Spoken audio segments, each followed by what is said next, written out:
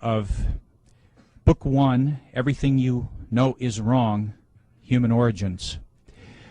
Lloyd was a presenter for us at the summer seminars this last summer, and he is one of those few rare, extraordinary people that has been invited back to repeat. And after you see and hear his presentation, you'll begin to understand why. He, well, he's a friend at this point. He really is. And he's an awfully good man, and he's got a brilliant mind, and you're gonna love this presentation. He's a native of Louisiana. He is a graduate of Tulane University. He has a BS in psychology. He's been a writer for over 25 years, and he's been a thinker for a lot longer than that. Ladies and gentlemen, Lloyd Pye. Thank you, Bob. Appreciate that very much. For those of you that have seen this movie before, you're going to notice that the front end of it is going to be missing. I'm not going to do the part about Darwinism because I'm going to add some material at the end that I didn't have at the last time, and I think you'll find it interesting. So what we're going to do is just start right in with the human origins, in as much as the book is about human origins, and we'll go from there. All right, can we have the first slide? All right, everybody just take a minute and look at this.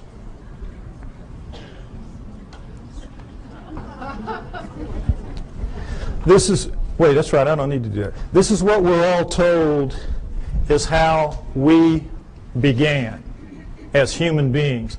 That we came out of the primordial sludge and step by step evolved into what we are today. Everything in that chain up to us is eat, survive, reproduce. We are, what's it all about? We have that incredible ability to say and think, what's it all about? How'd that happen? That's what this is going to be about. What we're told is, of course, that we're a natural flow of things, and that with this guy right here, we share a common bond that begins between 8 and 5 million years ago. 8 and 5 million years ago. Reason being, we know that we have upright walking primates of some kind or other at around 4 million years ago. So they just jack it back and figure if we're upright walking at 4, we probably split from a common ancestor with the down on all 4 apes between 8 and 5 million years ago. We know we were upright walking at 4 because we have proof of it at 3.5. Next slide, please. These are the famous Laetoli tracts of Tanzania, Africa, discovered by Mary Leakey and her team in 1978. And here you see what they are. We're in solidified ash. We have a large pair here, smaller pair here. We assume it was a couple moving along. And we see the track here in a blow-up is not quite human. It's different in several ways, but it's human enough to make it very clear that we have upright walking bipedal creatures 3.5 million years ago, no doubt, measured by ashfall, which is very accurate. So that's why we jack it back. If we were this upright at 3.5, we had to be upright at around 4, and that's where you get your dates of 5 to 8 million years ago, the split from the common ancestor. All right, now, next slide, please. Here's the depiction of how this happened. The nearby volcano laid out a layer of ash. The creatures go walking along, leaving their tracks. Then another layer of ash comes, seals the layer, and then 3.5 million years later, a rivulet comes through here, cuts through, exposes one of the tracks. One of Mary Leakey's team sees it, and then they peel back the layers until they expose the whole thing. Miracle piled on miracle. It's just amazing, an amazing discovery.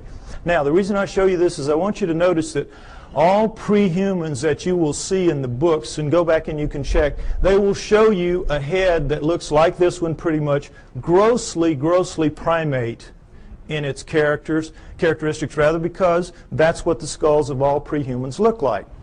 But then they'll always stick these human bodies underneath those heads. And this is a subtle brainwashing that is performed on all of us to make us think that these are, in fact, pre-humans, because that's what they're called. That's what anthropologists call them, pre-humans. Now, you can't pretend that those heads are in any way human, so they don't, but they leave the body parts looking, amazingly human. You have the hands coming down mid-thigh, and you know, I hate to say it, but God, this looks a lot like my body right there.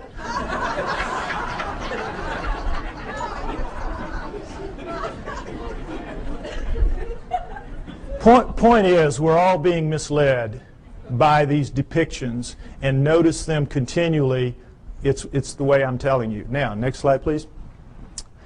Lucy is very famous. Everybody should know her story. Lucy in the Sky with Diamonds, 1974, Afar Valley, Ethiopia, discovered by Donald Johanson and his team.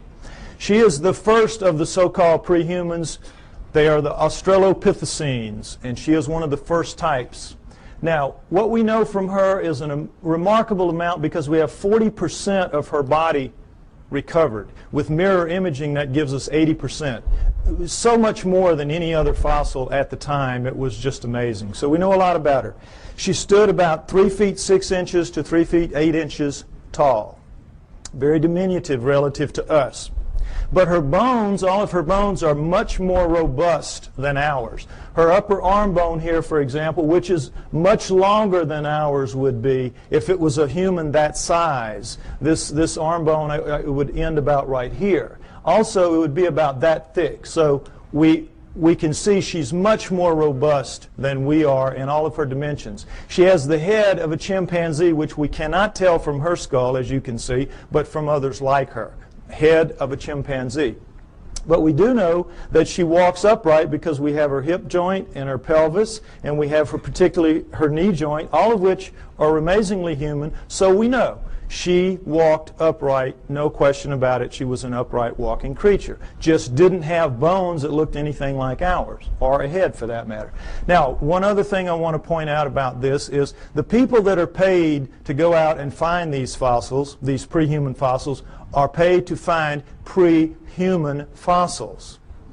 So what they do is they fudge it every way they can to make them look human, and they always have problems with the arms, because all the arms of the pre-humans are too long from here to here, from shoulder to elbow relative to us. So if you'll notice, what they did is they fudged this way up beyond where it ought to be to get this up here, so they could get the fingertip down around mid-thigh, when in reality it belongs down around here. Keep these little tricks in mind. This is all part of the subtle brainwashing campaign that is waged against you to make you believe that they're telling it to you straight about how this all happened. Okay, next slide. All right, as I said, these are the first 4 of the Australopithecines, and Lucy is one of the first kind, Australopithecus afarensis. We have Africanus, we have Robustus, we have Boise. All right, we have basically a pair of upright walking chimpanzees, upright walking gorillas. You can see that length of face, width of face, and sagittal crest, which modern gorillas have. It's that ridge of bone where their muscles attach to the tops of their heads.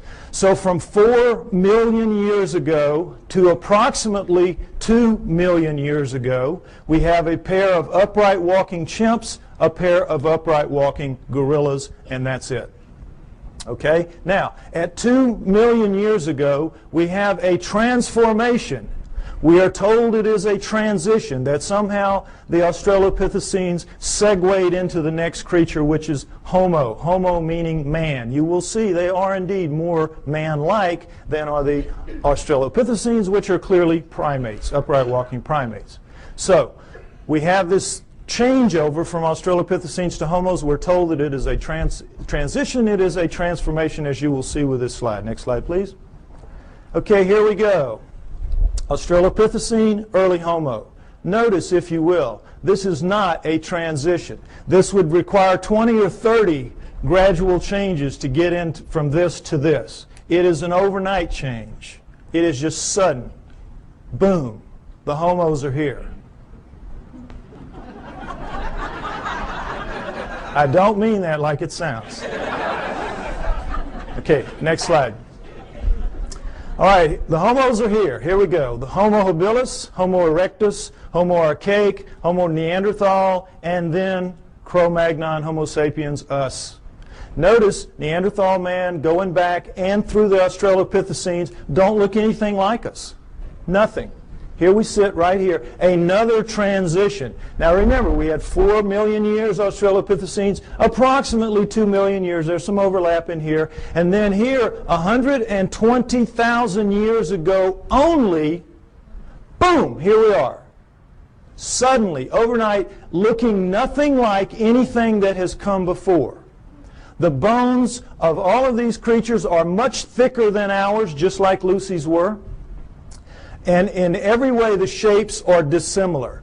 They do not have, it's hard to tell looking straight on, but they have no foreheads. Their foreheads go straight back off their huge brow ridges, neither of which we have. We have nice forehead here. We have no brow ridges. Huge, round, nocturnal vision eyes. So did the Australopithecines. These are primate eyes. Primates have this kind of eye. Huge, wide nasal passages indicating a big flat nose spread across the face. We've got our little uplift of bone sticking our nose off our face. We have rectangular, small, reduced eye sockets. Very poor night vision. A dramatic change has occurred. The upper jaw sticks off the face. Ours squished in. Nothing like us. Next slide, please.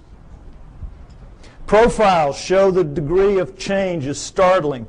Prognathous mouth, no chin. Prognathous mouth even more so. No chin, and then suddenly flat mouth, nice chin. Look at the change through here. Australopithecine, Homo erectus, Cro-Magnon. This is as big a leap from here to here as from here to here in anatomical terms. A light year. A light year. This is not a transition. These are transformations, despite what you are told by anthropologists. Next slide, please. Now, am I making it sound my way just because the heads go that way? No, let's look at a whole body. This is a Homo erectus called the Lake Turkana boy. Homo erectus, Lake Turkana boy. Now, notice, if you will, this guy's about 12 years old. His molars have not erupted yet. He already stands 5'8". He's going to grow to 6'6", maybe 7 feet in adulthood. We don't know how they grew. But already at 12 years old, he is a physically robust creature. Every bone in his body at 12 years old is far more robust, thicker, stronger than any bone in Arnold Schwarzenegger's body today. True. Now, why do you, notice too, if you will, the length of his upper arm. And he has some shoulder socket here, so they had to put it in the right place, so that forced them to put the fingertip pretty near where it belongs. It belongs a little bit lower, but pretty close. Now, what are bones like this all about? What's the deal here? Why are they so robust? Your bones are a function of the torque your muscles can generate. Your bones have to be able to withstand the pressure that your muscles can generate. And if not, your muscles would break your bones. So when you're looking at bones like this, you're looking at an incredibly powerful creature. What are you looking at? You're looking at primate bones, primates of the earth. This is how the primates are built. Gorillas, chimps, right on down the line. They are incredibly strong relative to us, are the primates. 5 to 10 times pound for pound. They can come, they'll come right out of the mother's womb, reach up, hands and feet, hook onto her belly, and she walks off. And they can hang on. Anybody's had a pet monkey knows what I'm talking about. Next slide. Okay, this is a chimpanzee minus its hair due to disease, so you can see the musculature in here. And the strength of these things is amazing. Amazing. You could take a male chimp like this, not a gorilla, and put it in a room with Mike Tyson. It's a battle to the death, and they both understand that. 2 or 3 minutes, this chimp is walking out. Now, he may be missing an ear or two.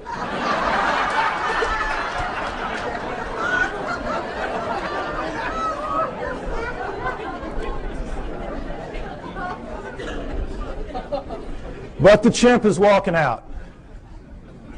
The chimp can tear him limb from limb, literally, apart. Understand that. Primate strength is nothing at all like human strength. Next slide. Same thing for Neanderthals, our supposedly closest nearest kin until just recently. Neanderthal fingertip bone, human fingertip bone. Segment of Neanderthal thigh bone, human thigh bone. Look at the difference. Not even close. This is quarters to dimes, shovel handles to broomsticks. No comparison. Our supposed, and we used to be told, absolutely, they insisted, they swore. We came directly from those guys. Even looking at this kind of evidence, that is what they insisted. Why? Because they have to explain it in terrestrial terms. Understand that science is hamstrung. They've painted themselves into a corner. They have to explain everything in terrestrial terms. They do not allow for outside intervention, whether that outside intervention is extraterrestrial or divine. And so they have to come up with explanations like this to suit the data, which doesn't at all support their conclusions. Okay, next slide. All right, here's the drawing that shows it a little more accurately what the prehumans are vis-a-vis the humans. Notice that in the drawings the hands are down pretty much where they belong relative to ours. Also notice the rib cages are the upside down funnels of primates in the prehumans as opposed to ours. What's the situation there? Well, you can't tell it very well from here, but all of the prehuman heads are stuck on their bodies like that, the way primates are. Their heads are down in on their shoulders. Only we have that elevated neck sticking our head up off of our torso. They also have that extra arm length and that extra power, and so they need a bigger fulcrum up here to wing their arms and do what they have to do. So all of that extra muscle mass plus the head torque down in there squeezes out the room, and so you're going to get that pinched off triangle that primates have. And we, with our shorter, lighter arms and lighter bones, we don't need all that muscle mass, and we got our heads sticking up, so we have a completely different rib cage. I want you to understand that. Now, the main thing to understand here is there is not a single human bone in the so-called prehuman fossil record. The main thing I want you to understand, there's not a single human bone in the so-called prehuman fossil record. And guess what? Anthropologists will not argue the point with you. An idiot can see it. An idiot can see it. All you got to do is point it out to them. Well, they know that. So they say, you're right, you're right. There's not a single human bone in the prehuman fossil record, even though we insist that these are indeed prehumans.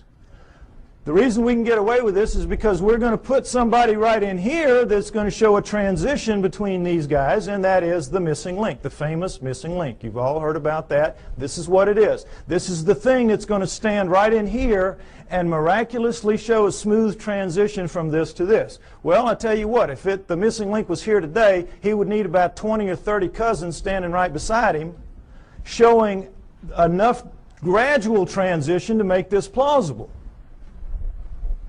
You don't just get one missing link. You need dozens to make this theory work of gradual transition, the Darwinian paradigm. And they don't even have so much as a fingernail, not a fingernail, of the missing link. Which leads us to conclude that Charles Darwin is a blowed-up peckerwood.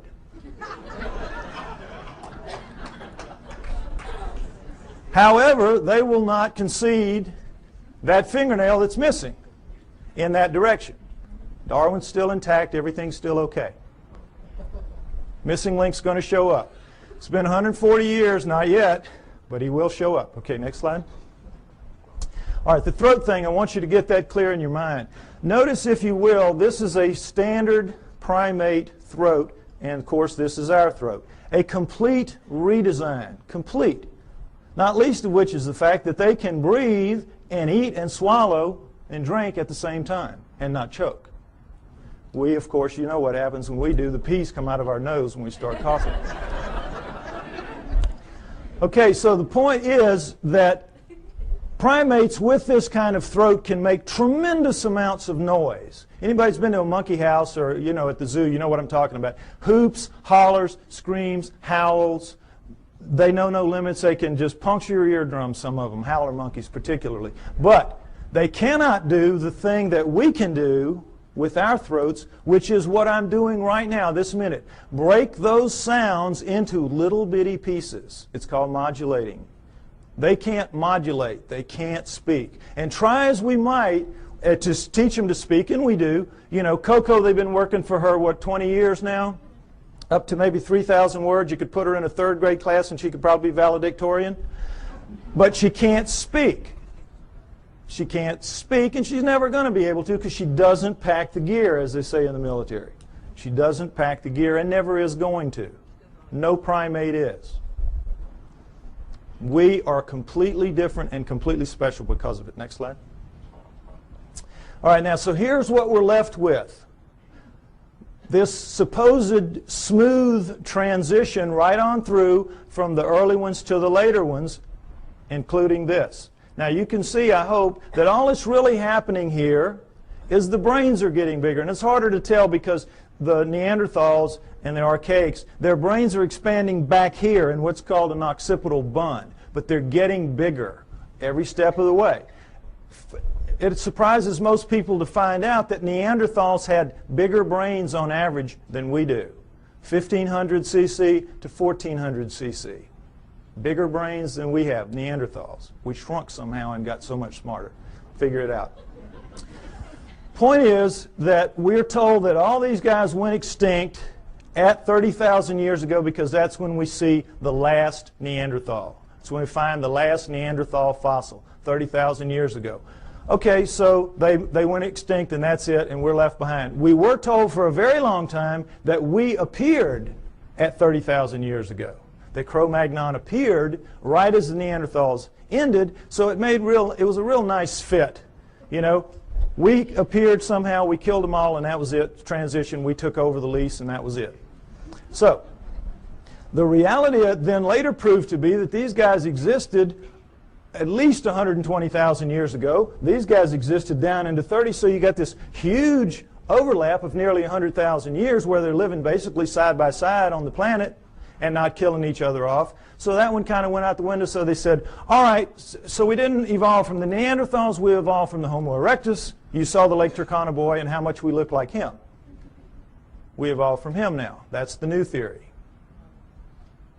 Okay, you can see the problem. Now, did this really happen? Did they all go extinct? Well, why would they go extinct? No natural predators. Meanest dudes in the valley. They can take a lion on head to head and tear it apart. That's how strong they are, and that's how big they were. So what would make them extinct? Could we do that? Yes, we could. We are vicious little buggers. We are smart. We hunt in packs. We are pack animals. We're hyenas. We're two-legged hyenas. And we have a savage territorial imperative.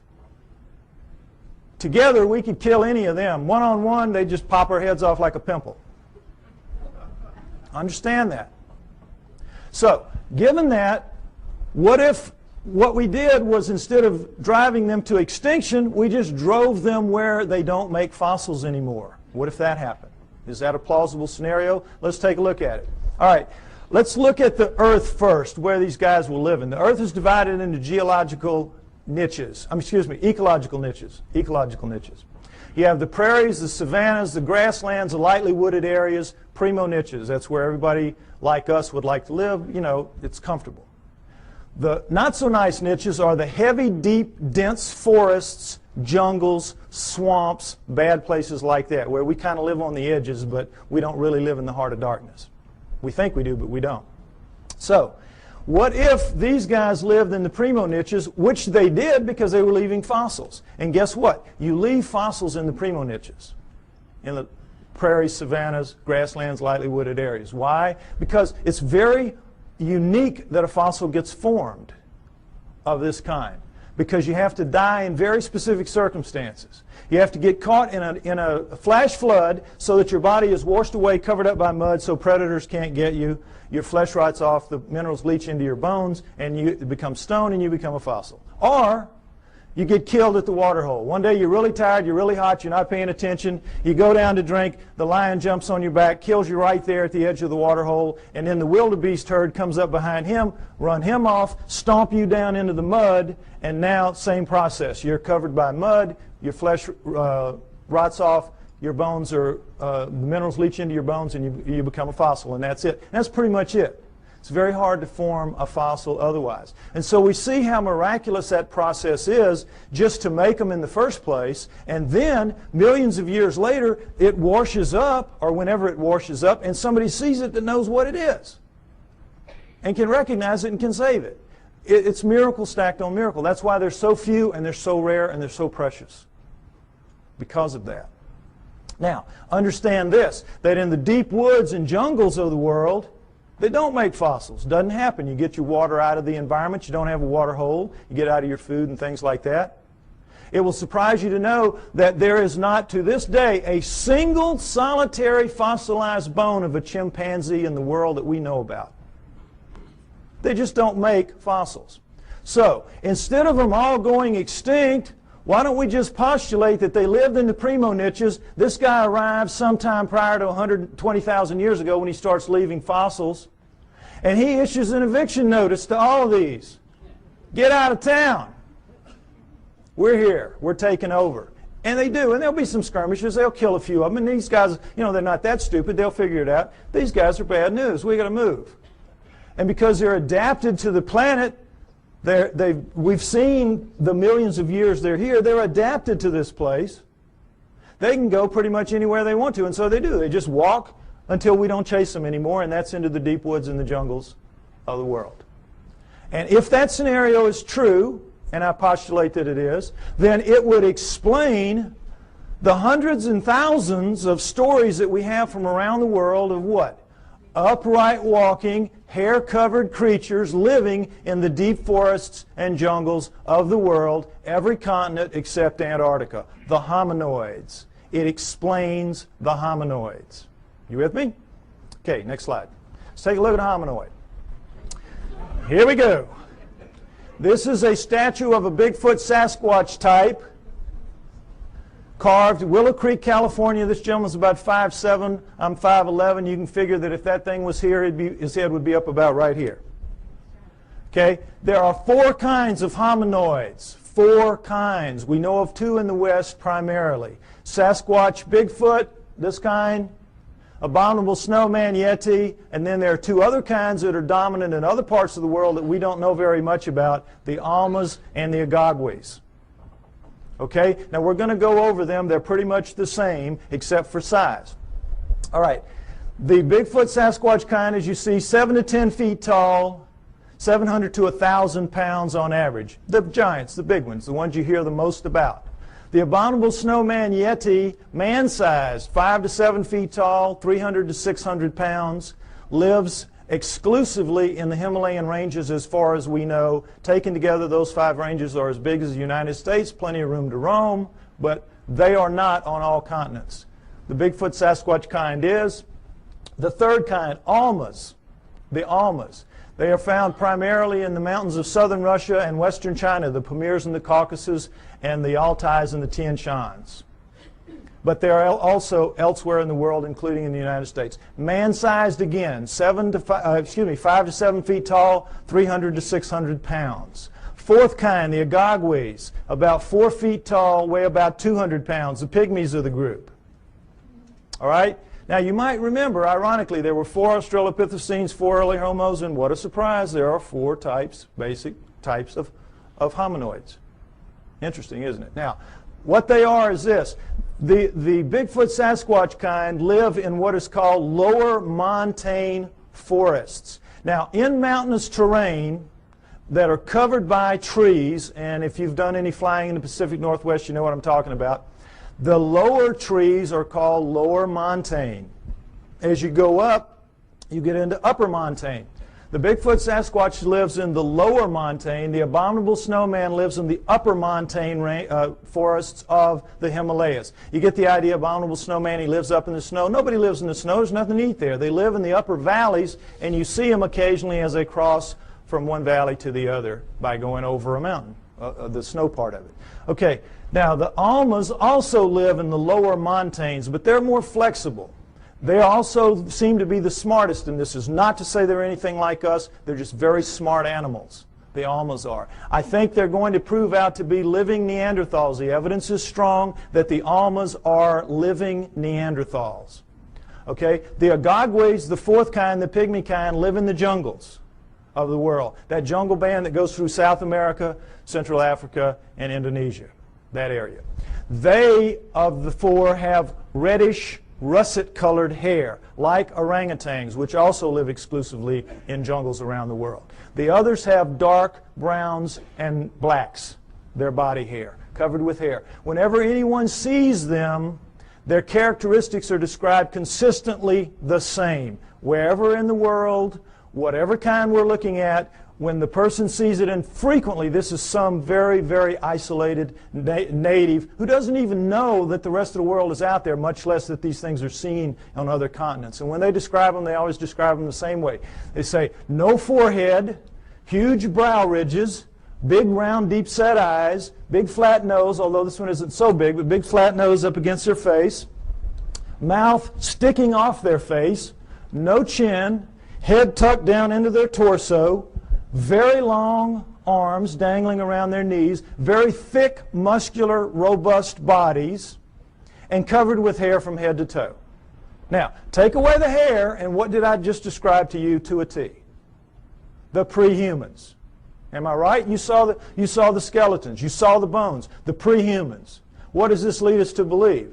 The pre-humans are the hominoids. The hominoids are the pre-humans. The pre-humans are the pre-hominoids. It's their ancestors, not ours. It's clear to anybody that will look at the evidence. The so-called pre-humans are, in fact, pre-hominoids. Now, it's easy for me to stand up here and say this. What's the proof? Well, let's start right here with their feet. They leave tracks. All around the world they leave tracks. We have upwards of 10,000 or more photographed, plaster casted, or both. No question about it. And guess what? They're all fakes. All of them. Every one of them is a fake. Problem being, it's not that they are really in fact fakes. They just can't be real. They can't be real because not only is Darwin a blowed up Peckerwood, all of his followers are. And they don't want to be that. So these cannot be real, even though they are. Now, is it possible that they could all be fakes? All these tracks could be fakes? Could they fool everybody? No. Why? Because we know a lot about it. Let's take a look. There's a science called ichnology. And what an ichnologist does is he studies the tracks left in fossils by creatures going millions of years back. Show them a fossil, they can look at a print or a track or anything. They can tell you what made it. There's a whole science to it. If you go back into prehistory, all of our primitive tribes, the one thing you had to pass on to your children was how to read the tracks in the area and know what they were, so that they could feed their family out of the environment and so they could keep from feeding some wild animal's family. Very important. If you took everything we knew about, remember Tonto and those Indians, boy, they could just smell a track and tell you 20 things about what made it. We know about tracks. And this is two of the basic things we know. That when any living fleshy foot, like a human foot or a hominoid foot or even a camel pad, it doesn't matter, makes a track, puts a track down, the subtle interaction of bones in the foot, in our case it's 26 bones, 33 joints, dozens of muscles, ligaments, and tendons, makes a very subtle movement and lays it down in a very specific way from the midline out. And so it leaves a distinctive print with little lines in here called compression lines. Next slide. When you do it with a fake foot, you don't get that subtlety of movement because there's no sequential parts to a fake foot. If you're missing a foot and you need a prosthesis, you're going to get just a dull, stiff foot. We cannot duplicate anything even close to it. Anything even close to a real foot. So whether this is plaster or rubber or plastic or wood, it doesn't matter. If you're making a fake foot, it's going to be of a piece, and so when you put it down into the medium, you have to stamp it or press it as a whole, and in doing so, you get a very distinctive look to that, and it's a little ridge here with cracks on the top and the outside that's an impact ridge. So we have compression lines and impact ridges. Now, I can give this little lesson to a class of first graders, lay down a bunch of tracks here, real and fake, give them a magnifying glass, and they will not miss one. They will not miss one. Now, forest rangers that make their living out telling you, bear, elk, zebra, it doesn't matter. Whatever it is, they can tell you what it is. And no anthropologist will question their expertise. But if they see a hominoid track and they say, oh, boy, that looks real to me too, the anthropologist say, well, you don't know what you're talking about there. You don't know what you're talking about there. That one's fake. You're wrong there. See how absurd it is? And for the most part, you believe it because you don't expect them to lie to you. You don't expect them to have an agenda that they're maintaining. But they do, and they do. And keep it in mind. Okay, next slide. All right, this is the way a human foot works. Looks and works. This is, of course, a good foot, not a flat foot. This is a typical human foot with an arch. When we come down on our heel, we have to swing our momentum around the arch, then cut it over into the ball, which will regenerate some of the lost momentum, and then we come out thrusting off of our big toe. That's how we walk. Our smaller toes pull up and act as balancers. If you notice your feet tonight when you walk around, notice how that works. Your big toe will go down, your other toes will pull up, and it will leave in making a medium, an undisturbed ridge of medium here, in making a track rather, an undisturbed ridge of medium right here, but this, of course, will be squashed. Very distinctive print, no question about it. Now, guess what? We walk badly, badly. When you do time and motion studies of us walking, we're keeling around as we're swinging our momentum through our feet. We're locking our knees. We're basically throwing ourselves through our hips. That's why our joints wear out as we age. Our knees and our hips. We're using them badly. We walk badly. Whoever designed us needed to go back to the drawing board a couple of times more. They got lazy. It was a mistake. Okay, with that in mind, next slide. Let's take a look at a hominoid track. Typical hominoid track. This is Bigfoot, 16 inches long, but taken in that really nice powdery dirt you get at the end of a hot summer, so it's a very clear, distinct print. Notice, if you will, the differences. We have a midline about right here, ankle shifted very far forward, heel extended back here and very much widened, forefoot shortened very much and widened, all five toes looking about the same shape, ironically, square, and all five toes acting as balancers because you have medium all the way through here. So you're getting the forefoot thrust coming out completely of the ball area, which is dented in, and it's like a two-part motion, sort of. So they have a completely different foot. It's a completely redesigned foot. Why? Completely redesigned creature. Much bulkier, much heavier, much denser, much more robust. So you need a different kind of foot. No arch is going to support that kind of weight, so you have no arch. Now, the funny thing about most real, quote, fake tracks is that the local yokels who make them make big human footprints and go out stamping those around. So, you know, immediately, they don't even have sense enough to know you got to do it, make a completely different foot. But the main thing to notice here is, remember, in our motion, we walk here, we go here, we do this, and we're very awkward. Look at the line of thrust here. Straight shot. What does this tell us? He walks right. He does it better than us. He does it the way it's supposed to be done. He or she does it the way it's supposed to be done. Isn't that interesting? Next slide. Okay, this is something else that the best hominoid tracks have. Dermal ridges. Now, it's kind of hard to see, but dermal ridges are your fingerprints on your feet. Fingerprints on your feet. This is why they take a baby's footprint when it's born. Finger's too small to deal with, just stick its foot on. Same thing. Individual, unique. Dermal ridges. And there you... Oh, I think my battery's running out. Oh, no. No, when I put it down here, it goes out. I may need a replacement part here if anybody's got one. Yeah, no, but I think it's just because I shook the battery a little bit.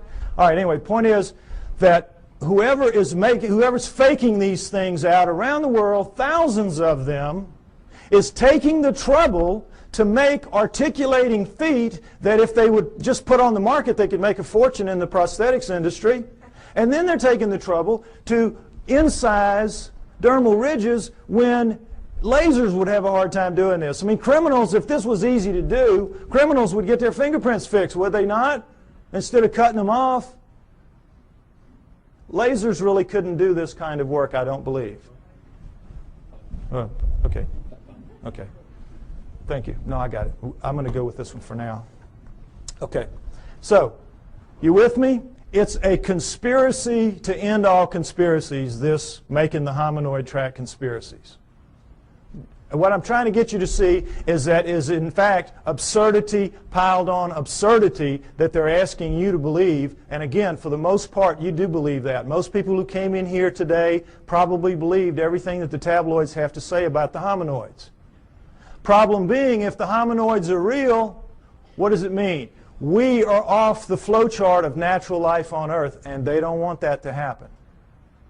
Neither science nor religion. So in this instance, they hold hands and walk down the path together. Okay, next slide. All right, check this again. Comparison, Bigfoot track, plaster cast, human foot, just to get this in shape in your mind again. Next slide. All right, another pair of hominoid tracks, as you can see. These are so grungy looking on the soles because they were taken out of clay as opposed to dirt, as you saw earlier. But in every other way, they're hominoid tracks, are they not? We found, they're found together, so we assume it's a male and a female, like the two that we saw walking along at the Laetoli tracks. Right? Would everybody agree? This is as hominoid as it gets, right? Wrong! Guess what these are? Neanderthals. These are Neanderthal tracks, absolutely and without doubt. Toriano, Italy, a cave 30,000 years ago. Neanderthal artifacts all over the place. Neanderthals. Bona fide. Now, what does this tell us? It tells us that the Neanderthals, for sure, are hominoids because they got hominoid feet stuck on them. Plus, they got hominoid heads stuck, as you saw from the skulls. Furthermore, we can assume, I think, fairly, that every one of the ones we saw earlier, all the way back to Lucy, 4 million years worth, had feet just like this and were, in fact, hominoids. The track you saw at Laetoli, remember the one down in the corner? It looked a heck of a lot like that, didn't it? The hominoids are the prehumans. That's the point I keep trying to make. Now, I'm extrapolating a little bit here. I'm taking a little risk because we don't have the feet nor the prints of any other prehuman. We just have to go with logic. But guess what we do have? We do have the feet of Neanderthals. Next slide. Here we go. Neanderthal foot, human foot, Neanderthal. Can everybody see this down at the bottom? I'm sorry, it's kind of low. Take a look so you can see. Stand up if you have to, be like a football game. All right, here's the deal. Notice there's no comparison. Look at the heel bone of the Neanderthal relative to our little nub of the heel bone. Look where our ankle base joint is as opposed to this huge, this is it, this is bone here. This is our little base joint compared to this giant base joint here and the squeeze forward of it.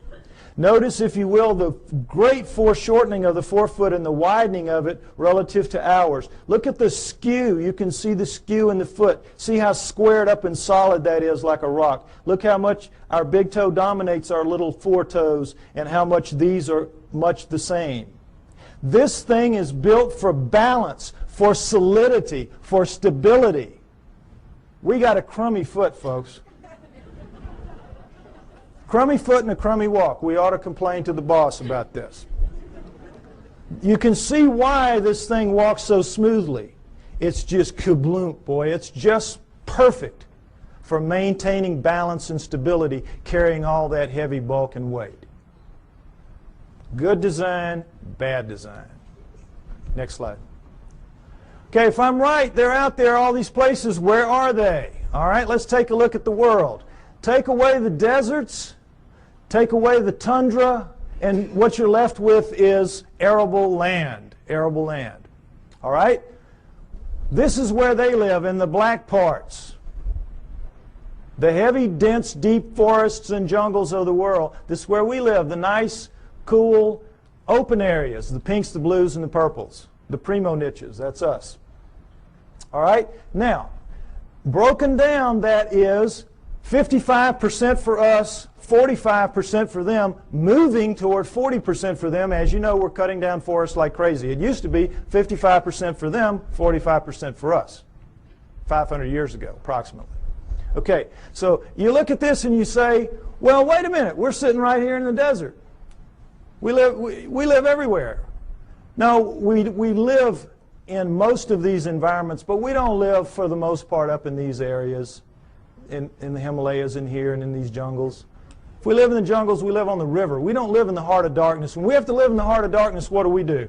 We cut it down. We'll cut roads through here, but we don't live in it, where we've got to hack our way through every day to go to school or to the store. Just isn't going to happen. We're not physically designed for that. Our skin won't take it. If we didn't have clothes and couldn't defeat the natural order of things, if you were to strip everybody in this room naked and put us out there to live like everybody else has to live, most of us would be dead in a few weeks from radiation poisoning. Those of us who have black skin would have a chance to make it to the equator, but couldn't stay and live in cold climates. We're not physically adapted to this planet. Understand that. Our skin does not let us go except in certain niches. The primo niches. So, understand too that we think we live in every one of the nooks and crannies out there. We are masters of all we survey. That's what we're told all the time. We're humans. We're masters of all we survey. We do not even survey all that we claim to be masters of. It will surprise you to know that of the United States alone, fully 25%, 1/4, has never once been foot surveyed, because it's just too hard to get in there and do the work. We survey from the air those areas. We do not go. We're not as tough as we think we are. Now, also understand that the hominoids are not just restricted to these areas. They move wherever there are forests. These are their real stomping grounds. But they go anywhere that there are forests. They use forests like highways because they are migratory animals. They migrate. They do not hibernate. They move with the seasons, and they use forests as their highways. As they live in the forests, they do a split shift with the bears. Bears work the day shift, they work the night shift. It is. It's how it works. Also understand that of the 5,000 quality sightings that we have in the United States and Canada, now I'm not talking just, skimpy ones. I'm talking good quality sightings, 5,000 in the last 50 years, half have been east of the Mississippi River. Every state has them, except possibly Nevada, maybe the mountains north. We have them in Louisiana, down in the swamps, the little one. It's called rougarou. When I was a little boy growing up, don't you get too far from the house, rougarou will get you. The little red man of the woods, the boogeyman. Excuse me, booger man, right. Slip of the tongue. Anyway, Florida has the skunk ape. New Jersey has the Jersey Devils. Arkansas, everywhere has them. I bet you every one of you have heard stories about this from your state. They're everywhere. And it's the same around the world. They share the planet with us. Okay, next slide. So, you say to me, well, okay, by George, we're humans. Why don't we just go out there and get one? Even so, we can do anything. Why don't we just mount up and go get one if there's so many of them out there? All right, panda's a perfect example of what the problem is. The panda was last century's hominoids. Rumors would come out of China of this black and white bear that ate bamboo. And, of course, every PhD in the world sitting behind his little desk does not even have to get his fanny up out of the chair to say, well, forget that. We know they have black bears. We know they have brown bears. We know they have white bears. But they're all carnivores. No vegetarian bears. You kidding us? Ridiculous. And then in 1869, a French naturalist goes to Sichuan province, China, and sees the hide of a freshly killed one hanging on the wall, and he knows they're real. So every zoo and museum mounts up the expeditions that you would like to see mounted up today to go out to find the next panda and bring it in. Serious. Now we're talking Sichuan province, an area the size of the state of Arizona, very mountainous, hilly terrain, difficult terrain, covered with bamboo rather than woods, but in every other respect, like the environment that hominoids will be found in. How long do you think it took those teams? And this is back in the 1800s where people really knew their way around the woods. How long do you think it took? 60 years. And quit giving away my punchlines. Don't do that anymore. 60 years. 60 years. Those of you who've seen the movie, do not give away the punchlines. Okay. Now, it sounds like a gross exaggeration, and it is. They only looked for about 30 years. This is where Ivy made the mistake. They only looked for about 30 years, and then they gave it up. And they said it has to be extinct now. And then 30 years later, Teddy Roosevelt's sons are out there doing some sport hunting, and they kill one. Okay? So then they mounted up again, knowing that it's for real now. And because they had learned so much in the interim, they began to get them. And over the next 20 years, they brought in 6. And we have the panda craze, that we have today. But even to this day, they're extremely difficult to go out into the wilds of Sichuan province, China, and bring in a wild panda. Now, what is the panda doing that makes it so difficult to get one? Well, as you can see, it's very brightly colored and stands out very distinctively against its green background. It lives during the day. It eats a very restricted diet, bamboo. It's very slow-moving. You see them move in zoos. They're as stupid as a bag of hammers. They can't even reproduce in zoos. Can't even find each other or figure it out. I mean, how stupid do you have to be? Anyway, the point is, they're not doing anything. They're living their lives, and the problem lies with us. We can't hack it in their world very easily. We think we're masters again of the world. We're not. We're not. And where they live is where the hominoids live. And the hominoids are bigger, faster, stronger, operate at night, eat anything in their world. They can hear better, see better, and I'm absolutely sure think better than we can. We're not going to just mount up and go get one because we've tried it many times and it hasn't worked. We're only going to see them by accident, encounter them by accident. And that's when it happens, and it happens a lot. We have good evidence on record of these encounters. Next slide. We're going to go over a few.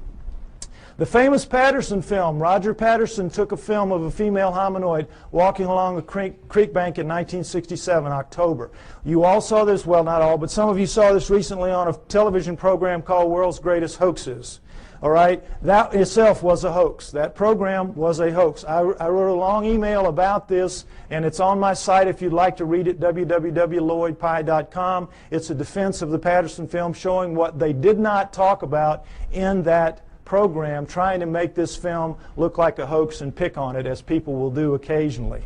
There's no doubt that this is a bona fide film for a number of reasons we're going to go over. All right.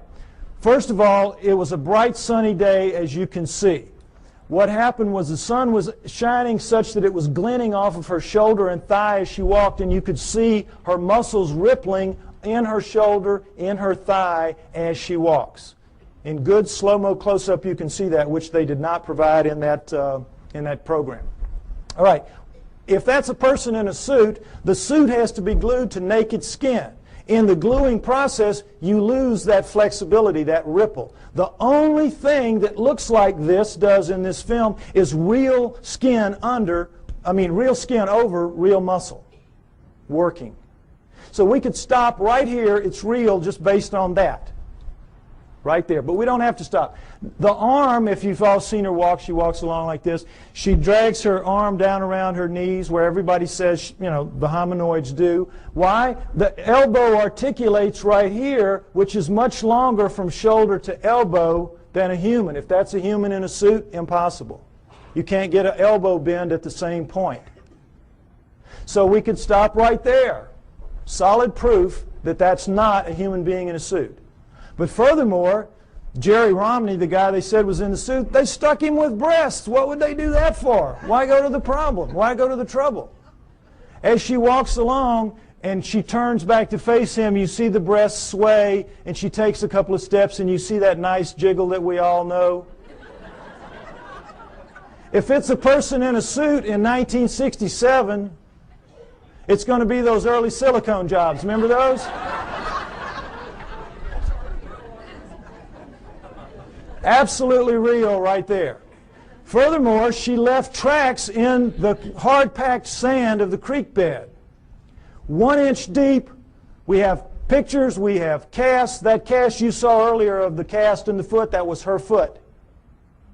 No question, inch deep, walked a 200-pound man beside her not long after. He sank about 1/4 inch. So we know that as she stood there doing this, she weighed 600 to 800 pounds. Fake that. That's got to be a real lead-lined suit. 600 to 800 pounds as she walks. So we know that it was a legitimate film. Furthermore, as they pointed out in the program, with the fake films, they can never tell you where it happened and who did it, who took it, because they don't want that guy to be grilled and they don't want experts to go and measure one limb here and know how tall it really was. What Patterson did was he went right out fast as he could and begged every expert in the area that he could call, every anthropologist and zoo person, come out, bona fide sighting, please bring dogs. And you don't want to bring dogs because these things have a very powerful body odor that even tracking dogs will recoil from. If it's a person in a suit, it's like the suit's not even there. The dogs are after it. Patterson did, of course, no expert came. Needless to say, they never do. You can't get them to go because they know what will happen.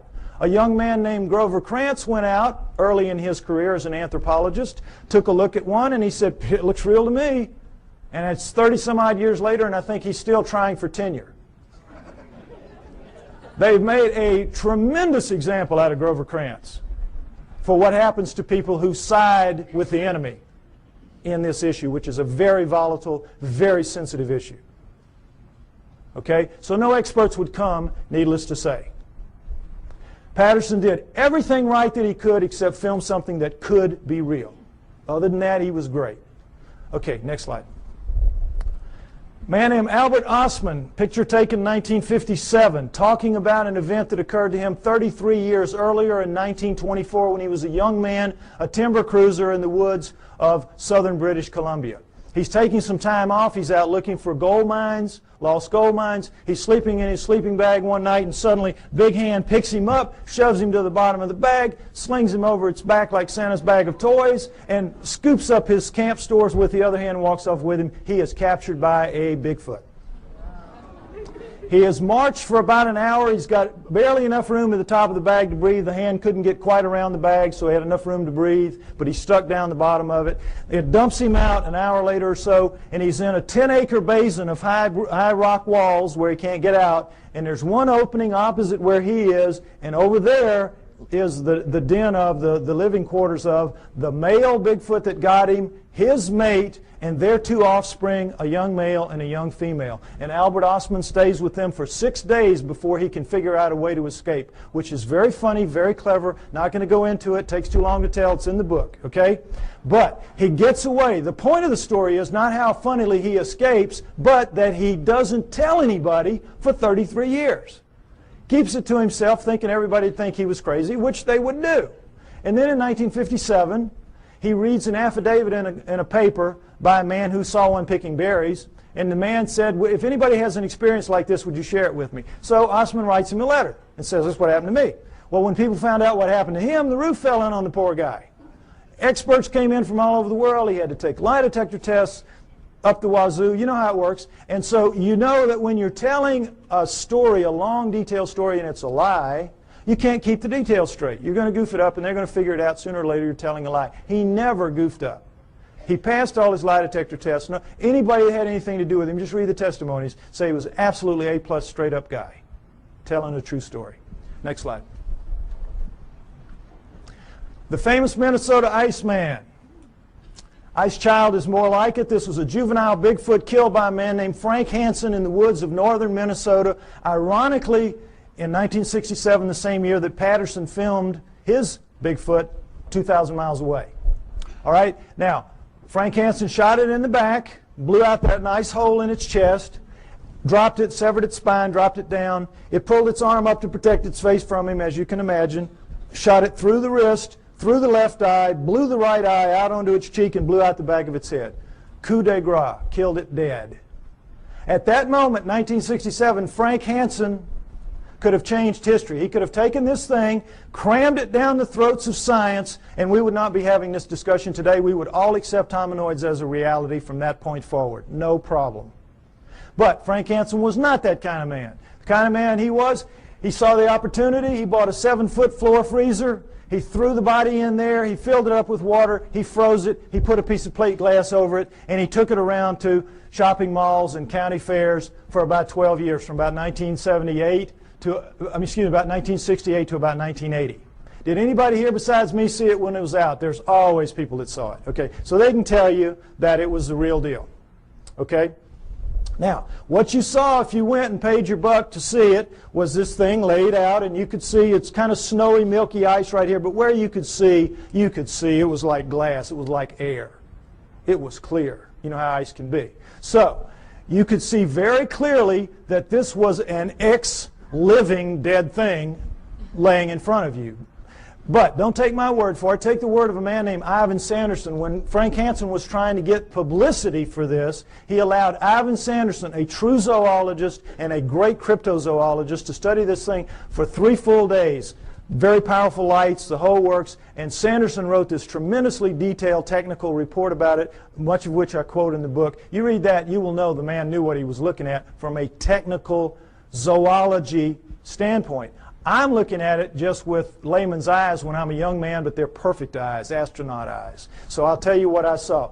What you could see, what anybody could see, because the knees were almost to the top of the glass, is that every hair, you know how hair floats in water? This is not our hair. This is primate hair, 2 to 3 inches long. It's sticking off. It's like a pincushion off its body. You can see right down to its skin wherever you look. And wherever you look, you're looking at what amounts to a small pencil lead hair, round, tucking into a pore, perfectly tightly round. Wherever you look, millions of them, wherever you look. Now, what we're told is this was just a wax and rubber dummy made up by a charlatan who was out to just take advantage of people, right? Ask anybody who works in the wax museum business, and they'll tell you the one thing you can't do well is hair, because to get the hair right, you got to punch it in with a tool, and you got to pull that tool out, and it's going to leave a little nick mark around the hair. None of that in this creature. None. But the thing that really impressed me the most, and I'm sure everybody else will verify this, is, you know when you kill a deer or something, you let it bleed out, but for a long time after it oozes that pink kind of fluid. You scrape your elbow, for women who don't deer hunt, scrape your elbow, you know, and after a while you're still oozing that pink sticky stuff. Well, it was still doing that when he froze it, when he put the water in. So as the water was freezing, that stuff was coming up in tendrils, ribbons, pink ribbons of that sticky, oozy stuff, coming out of every wound, out of there, out of the mouth, out of the nose. You know when you have a traumatic head injury, you bleed out of your nose and your mouth as well, out of both eye sockets, out of the wrist. Little pieces of bone were sticking out of the wrist. Every one of those, and those ribbons went from down as deep in the holes as they could get up to the surface, and they spread out in little pools, little circles at the top of the ice. Now, I defy anybody making a fake to even think to do that, much less pull it off and make it look so real. This was the real deal. Next slide. Perhaps the most interesting story of them all, Zana from Russia, an Alma. Remember I told you that the Almas were also man-sized, 5 to 7 feet tall, 300, 600 pounds, and they're dominant in Russia and the Orient. This is Alma, the living Neanderthal. This is one of them right here. This is Zana is an Alma, was an Alma. Now, understand this. In the Orient, the tradition when one of these things is captured for whatever reason was to kill it immediately, desiccate its body and sell its body parts for medicine, principally aphrodisiacs. That's the Oriental tradition. In the Russian area, though, when they would be captured, male or female, they would be used as slaves, physical slaves, held, spirits broken in these primitive villages where they would be, and they would be used to carry wood, fetch water, do the haying, all the heavy work nobody really wants to do. Make the slave do it. And so that became their fate. And for females, another aspect of it was they had to become the sex slaves of the men of the area. And that was one of the other great advantages to having a female. And so this is the fate that befell Zana in about 1850. She was captured as an adult in 1850. We do not know how old she was. She was an adult. She was taken to the village of Takina, where they kept her in a hole for about 3 years until her spirit was broken enough to let her wander around. She was dependent on them for food, and then they began to train her to fetch wood, fetch water, do the things that she had to do. And she became like the village pet for 40 years. She died in 1890. Now, how do we know this? Because in the Orient and Russia, they don't have the same tradition that we have. They're very old countries. They've been living with this for a very long time, for centuries. They know they're real. They send researchers out taking information about it. They send teams out trying to find them, or they used to when Russia had money. They don't now. But this was done in the mid-1970s. Excuse me, I'm sorry, mid-1960s. This research was done in the mid-60s. So, in the mid-1960s, this is an area of Kazakhstan where she lived, where people live very long lives. You know those places in the world where people live up around 120 years old? So they had over 100 people above the age of 80 that had known her quite well in their youth. There were 10 still alive who had attended her funeral. So they were able to get tremendous corroborative evidence, corroborative testimony about her lifestyle, and everything about her from all these different people, so we have an amazing view of what she was like and what her life was like. Again, a lot of which I go over in the book. But the main thing is that she never learned to speak, but she learned the language. They could talk to her and she'd know what they meant. And while there, she gave birth 8 times to hybrids with men of the village. 8 times. Killed the first 4 accidentally because her kind apparently washes the newborn off immediately. She would take it to the freezing glacial river that ran through the village, and because they had so much human in them, it would kill them. So the last 4, the village women took them from her at birth and raised them on their own because they looked so human. And every pair of hands was very valuable in one of those primitive villages like that. And so they raised them up, and they became Russian citizens. Married, had children. Her great-grandchildren are alive in Russia to this day. I know, it's an amazing story. Now, what do people say about her children? Well, everybody said that they were indeed taller than most, bigger than most, a little more robust than most, but not giants, not superhumans, just strong, you know, big and strong people. Darker skinned than most, but not truly Negroid. Hair like, you know, everybody, but not covered in hair like she was. Average intelligence, not wizards, not stupid. Ugly enough to make a freight train take a dirt road. Unfortunately for them.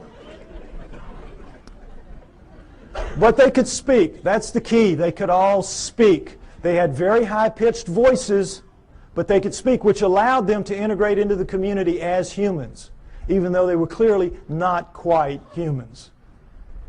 So the researchers were real excited to get all this information. It's like, wow. And they knew where she was buried. She was buried in the village cemetery. Unfortunately, this is a Muslim area. They don't mark gravestones there. So they knew she was in the village cemetery, which had existed for centuries, and they couldn't say just where because of the 10 people that were alive. They all had different memories of where it had been. Who knew that 70, 80 years later somebody was going to care? So they couldn't decide. They couldn't, and they would have had to bulldoze the whole thing. The village wouldn't let them do that. So somebody says, well, guess what? Her youngest son, Kvit, died in 1954, only 10 years prior to this study. So they said, we know where he is. We'll let you dig him up. So, boy, they dug him up. Her youngest son, Kvit. Now, before we look at his skull, I want to say again, remember, Neanderthals had bigger brains than we did, and they carry them, we do rather, than they carry them in a bun in the back of their head called the occipital bun. All right, let's take a look at Kvit's skull. Here you go, right here. Notice, if you will, that's a remnant of an occipital bun right there. Notice how much of a forehead he doesn't have. Look at the size of these brow ridges. Look at that eye socket. Is it starting to look familiar? Look at the size of that nasal passage. Look at the size of these teeth. Look at the size of that jawbone. Look at the size of the cheekbone. But look at that chin. Allows him to speak. This is an ugly dude, kids. This is a Neanderthal, basically. This is a guy you do not want to meet in a dark alley. Now, what, of course, anthropologists say is that he is an extreme variation on the human norm. An extreme, real extreme variation on the human norm. But that's how they explain it. Okay, I ask you to take my word for it. Hominoids are real. They live with us today. They have always lived with us. It is their planet. They are the native, indigenous, upright walking primate of planet Earth. There was a split somewhere between the down on all four primates and the up on 2 feet primates, but we're not the one. The pre-humans are the pre-hominoids. Go with me on that. Now, if you do, what it means is, as I said earlier, we human beings do not have a place in the natural scheme of life on Earth. And that's a problem. So if we don't, where did we come from? Why and how did we start leaving fossils on the planet at only 120,000 years ago? All right? Unlike Alan, the speaker you saw earlier, and perhaps unlike some of the others you might hear later, I have my own opinion. I don't necessarily agree with him. You're here to evaluate what we say and decide on what you believe. I am a pro-Sitchin person, as you will see. Okay? I have studied, and in part 4 of my book, I base part 4 on the writings of Zechariah Sitchin and the ancient Sumerians, because, next slide, I believe that the answer to where we came from is, in fact, going to be found in Sumer, ancient Sumer. Modern-day Iraq, Tigris-Euphrates River, Zagros Mountains, the Fertile Crescent. And the Sumerians are the first great culture that we know to come out of the Stone Age. At around 6,000 years ago, they appear full-blown, boop, everything. Over 100 of the first that we attribute to a high culture the Sumerians produced. Now, logic would tell you, and certainly the Darwinian paradigm of simplicity leading to ever more complexity would tell you, that the first culture out of the Stone Age is going to come crawling out of the caves on bloody hands and knees. Are they not? But no. These guys come sailing out and start building beautiful cities and have education and law and everything. Next slide, please. They had the first great cities, the first great city centers, the first high-rise buildings, the first walls, the first roads, the first wheeled vehicles, the first ocean-going vessels, geniuses with water, first agriculture, first animal husbandry, first laws, first court systems, first literature. You name it. They had it. Well, everything except cable TV, maybe. I mean, they had it. They were great. They were a fantastic culture. And the Egyptians, Greeks, and Romans come from their culture. Those cultures developed from what passes down from the Sumerians, or at least out from the Sumerians, I believe. Okay? So, one of the many things they had at first was writing. Now, this is what we're all taught. We're taught nothing about the Sumerians except that they invented writing. Again, they appear, boop, invent writing, boop, disappear, and that's it. History forgets about them. You never hear what they wrote. You never hear what they wrote. And you never hear how sophisticated they were, because, again, it doesn't fit that paradigm. It's easier to just start with the Egyptians, Greeks, and Romans and move on from there. Okay? What they had to say, next slide, in their writings, their writing, by the way, was cuneiform, very sophisticated math-based writing. And, by the way, their mathematical system, called sexagesimal, based on the number 60, is better than ours for using very small numbers and very large numbers.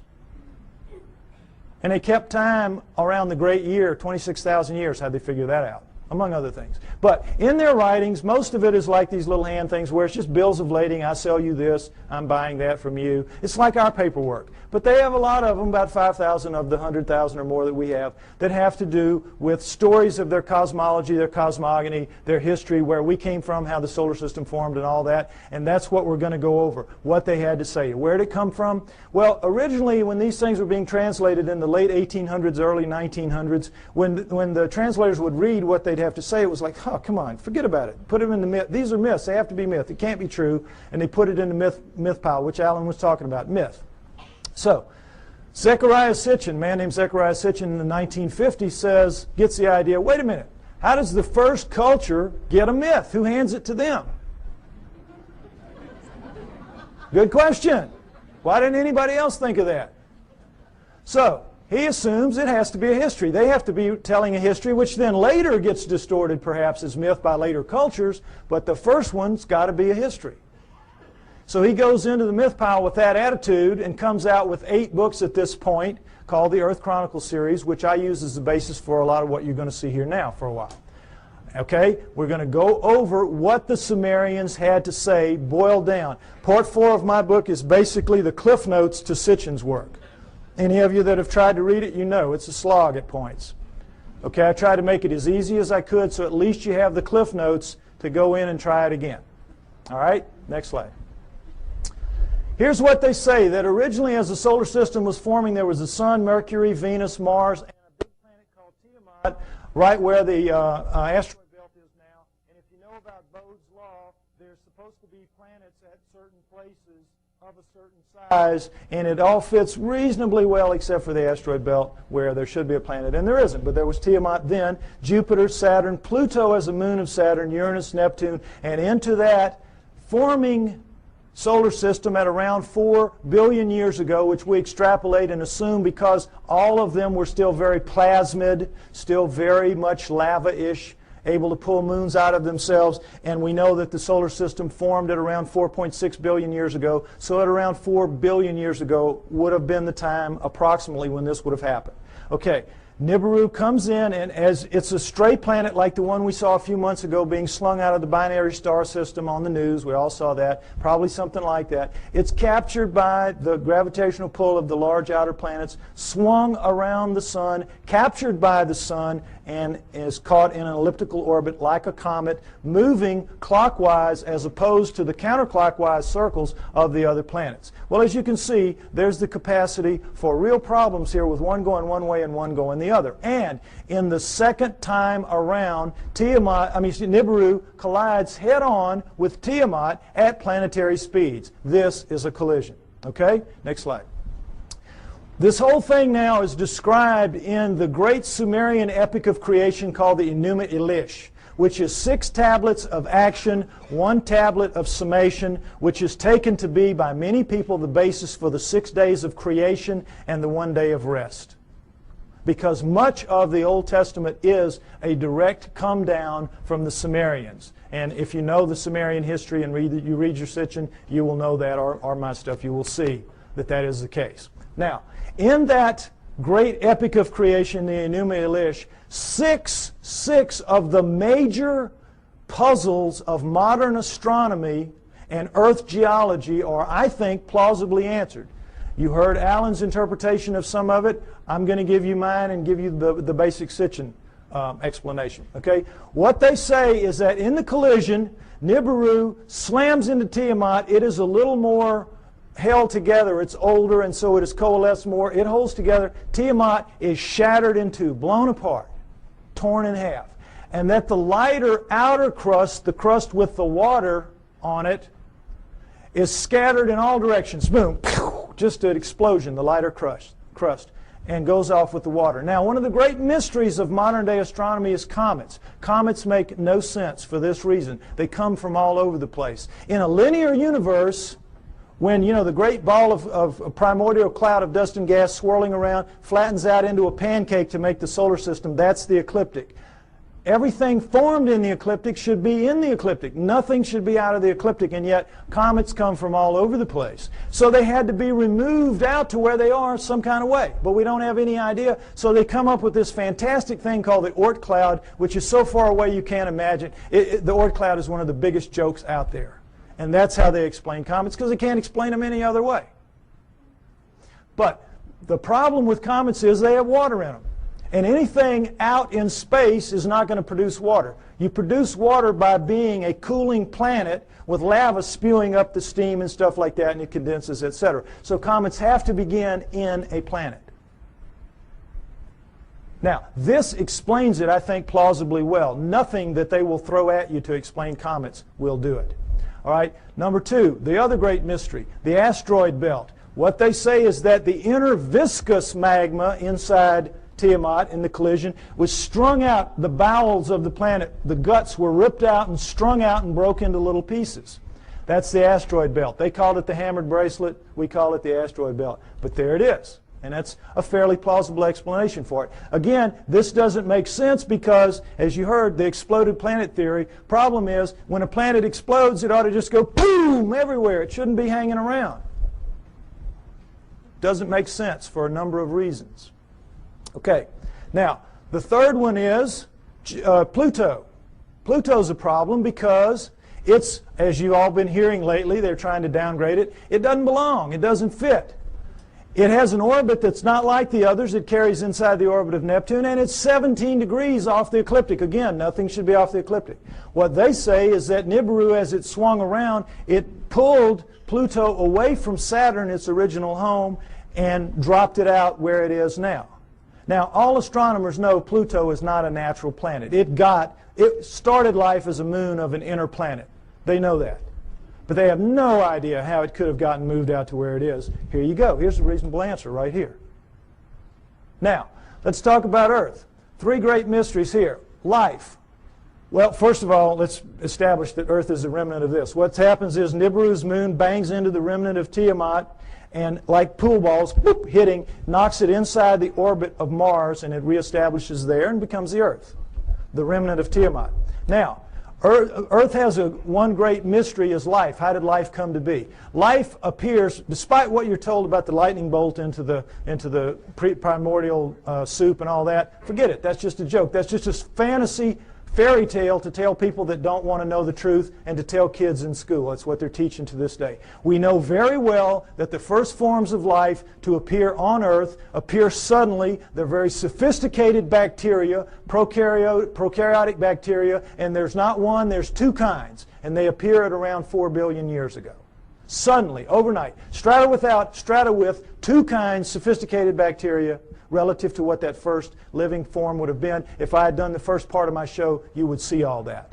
Okay, you can get the tape or get one tape and put it in a room and let everybody see it if you want to. But anyway, the point is, life is a great mystery. How it would suddenly appear 4 billion years ago, here you go. It says in the tablets, in the collision between Nibiru and Tiamat, in the mingling of their waters, Nibiru passed life to Tiamat, to the remnant of Tiamat. Perfect explanation for the sudden appearance of two sophisticated life forms on the remnant. Now, the remnant now is over here with its moon Kingu and has gone over, and now we're looking at two major differences in Earth and all other astral bodies out there. Earth is missing a huge portion of its crust, and it has plate tectonics, movement in the plates. How could that happen? No explanation. Why? Because in the vacuum, any liquid in a vacuum, what does it do? You see it in the space shuttle all the time. They let orange juice or milk. It makes the smallest, tightest ball it can make. That is what a liquid does in a vacuum. Smallest, tightest ball it can make.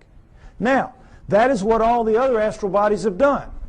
They don't have plate tectonics. There's nowhere for the plates to go. They're as tight as they can be. Where do plate tectonics come from? In the collision, the backside of Tiamat is cracked like an eggshell. Cracked like an eggshell. There are the plates. There are the plates. And when the missing crust, of course, is when the half is there. It's still viscous. It's still magma. So what's it going to do? It's going to tighten itself down into a new ball, much smaller than the old one had been. And what's going to happen? It's going to have a big chunk gone, a big missing piece of itself, a big hole in itself, in its skin. And so that scar is going to break up into pieces as the plates move around, and we have the plate tectonics and we have the missing surface that we know about today. Next slide, please. And we'll take a look at just a representation of what it looks like with the water gone. Not to scale, of course, but you get the idea. This is not like any other planet or moon out there. Something happened. And I think the Enuma Elish gives a plausible explanation for what that was and for all the other things that I mentioned as well. Next slide. Now, when the dust settled, here's what we had. The solar system as we know it today, with Nibiru moving in this clockwise 3,600-year orbit. And I say it passes outside the orbit of Mars, inside the inner edge of the asteroid belt. And the last time through, I think, was around 200 BC, which means it's just past aphelion out here, and it's going to be back around 3400 AD, about 1400 years. We don't have to worry about it if I'm right. You will get arguments about these dates. Some people use textual interpretations. I use the date of the last the ending of the Ice Age, which I believe was caused by Nibiru passing through and lifting the tides. You can read about why I think that in the book. And I use the dating of the ice cores and the tree rings of science. I try to make my work as scientifically based as I can because I expect someday to be able to go toe-to-toe with those guys, and I want to be able to do it on their turf in their terms. Okay? So, next slide. All right. This is some of the proof for that story that you've just heard, and it starts with cylinder seals. And I just want you to see what a cylinder seal is. There are about 5,000 of these that we have. They're with a printing press. It was just a thing they would roll out on the clay to leave little pictures like this. Now, when they had a story to tell, they told it in the tablets like you saw. But when they had an event that everybody would know the event, like I showed you that cartoon, and everybody here, we all knew in a very small space that was talking about millions of words and thousands of volumes about evolution. Am I right? We all knew. Well, they would all know this was the story of the time the gods or whoever gave the water to the water buffalo or whatever. The point is, notice the fine detail in the best of the cylinder seals, and then realize that these are basically 2 to 3 inches high. They're like big spools of thread. Made out of precious and semi-precious stone, carved in a circular format so that they roll out flat and three-dimensionally. Now, when asked how this was done, science says, well, they could only have bored little holes into the rock and then abraded them out like they, to the degree that they wanted. Well, the sand would be bigger than the holes you need to do this, some of this work anyway. There's just no way. Lasers, this is not even an inch square here. Lasers would have a hard time doing this if they could do it. Nobody knows how they did this. They're just pulling one out of the hat on you. Okay, next slide. This is the one I want you to see. This is a much older one, much more worn, as you can see. 4,500 years, 4,500 years, 2,500 BC. It's called it's VA 243. It's in a museum in Berlin. It's well dated. And it's called the Granting of the Plow. This is a seated God. See him in his chair with a plow in his hand. And this is a standing God, and this is a human. How do we know they're gods? Because they have horns on their helmets. Horns on their helmets. Notice the horns. This is how you signify gods, or they did anyway, the Sumerians did on their cylinder seals. And I want you to pay special attention to this because later at the banquet we might see a real live Anunnaki helmet. We might see that. Okay, now, normally they would put astronomical signs up here to indicate who the god was because not everybody would know. But in this one, obviously everybody knew. And as you can see, this the human is carrying this kind of skunky old digging stick that the most primitive people have, even to this day. And this new wooden plow here, 4,500 years ago, we can go to Egypt today and see this very plow, and in many other third world countries still being used, this very plow. Okay, so no question it's the granting of the plow. But this is what makes this special right here. Let's see a blow up of that. What is this? Solar system, right. Sun, Mercury, Venus, Earth, in their relative sizes, mind you. Earth, Moon, think how small that is. What grain of sand dug that out? Mars, and then, what should be here? This should be the asteroid belt. This is Nibiru, folks. Nibiru. Jupiter, Saturn, Pluto as a moon of Saturn, Uranus, Neptune. Notice that it's only a little bit bigger than Uranus, Neptune. It's about 3 times bigger than Earth. Nibiru is a good-sized planet. Good-sized planet, according to this. Okay? Now, again, what proof do we have of any of this? Let's take a look at this. All right. Here's a look at the solar system that you don't get to very often. And did it occur to any of you that we were looking at a cylinder seal carved at 4,500 years ago that had Uranus in it that we only discovered in 1781 when our telescopes got good enough to see it? It had Neptune when we discovered in 1846 when our telescopes got good enough to see it, and Pluto, which we discovered in 1930 when our mathematicians got good enough to tell our astronomers where to look for the thing because it was so small. What are the Sumerians doing knowing about that? Furthermore, what are they doing writing in one of their tablets that if you look at these two, Uranus and Neptune, in the heavens, meaning right out on them, they look like blue-green watery twins. When we didn't find that out, we thought they were just big old gas bags like Jupiter and Saturn until Voyager went out there in 86 and 89 and found that, lo and behold, they really are blue-green watery twins. What the Sumerians said 4,500 years ago. Furthermore, they didn't count the way we do. Earth was not the third rock from the sun for them. It was number 7. So that means they were counting from out here and they were putting Pluto in its correct place. What are they doing with all that knowledge? Well, they make no bones about it. They say everything that we know, everything that we are, everything that we have comes from the people living on Nibiru.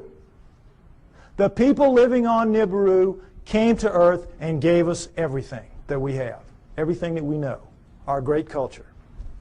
Now, what's the proof of that? Is there any proof that any ancient advanced civilization was ever on Earth at any point in the dim or distant past? Yes, yes. The megalithic structures out there, the pyramids, Tiwanaku, Baalbek, Teotihuacan, Stonehenge, you name it, a couple of dozen of them. All of those are impossible for human beings to recreate today.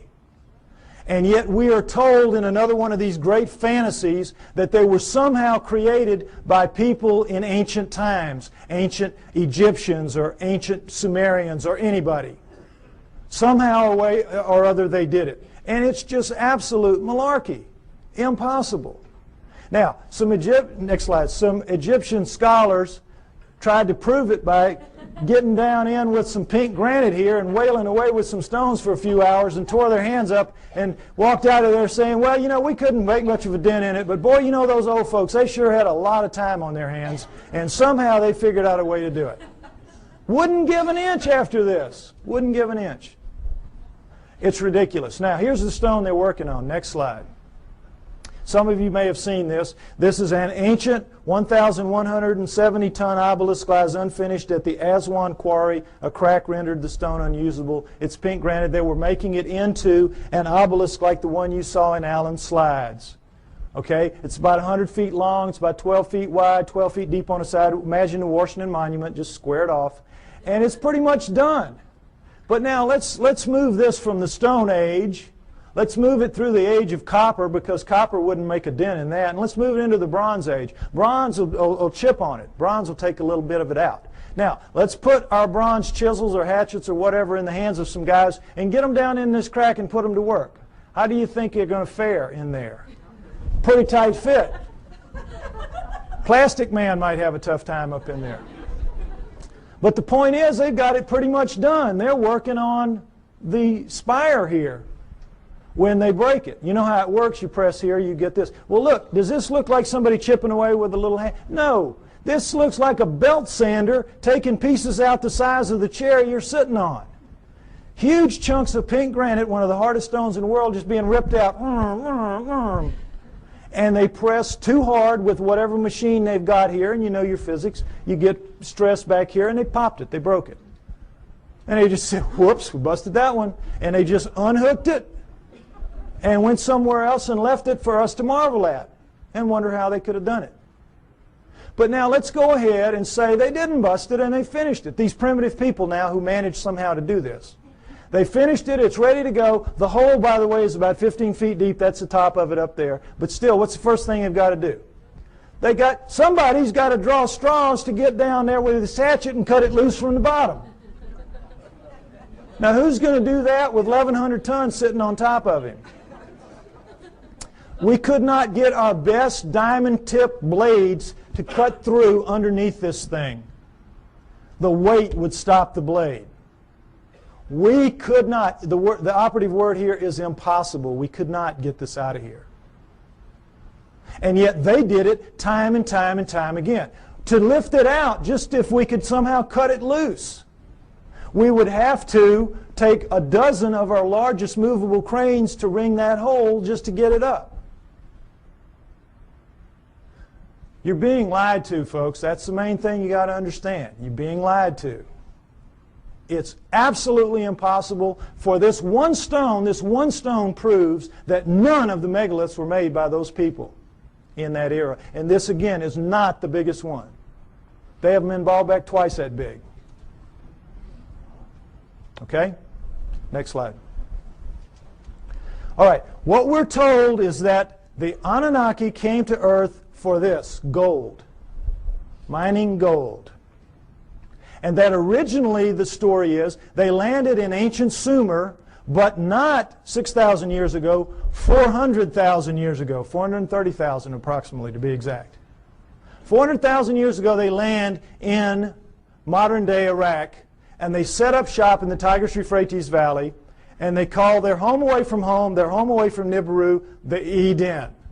You'll see a poster out there by my thing, Anunnaki over Eden. That's what that means, because that poster is the Tigris River Valley that the symbol is rising above.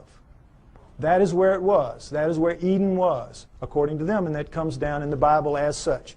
So they set up camp and they placer mined the gold out of those rivers. What do they need gold for?